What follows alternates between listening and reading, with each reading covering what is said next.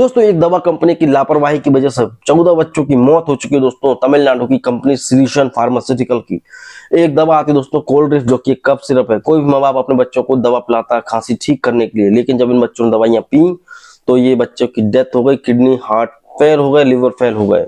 जब जांच करने पे पता चला तो उसमें पाया जाता क्या, DEG, ठीक है, डाइथाइल ग्लाइकोल इसके अंदर पाया गया दोस्तों।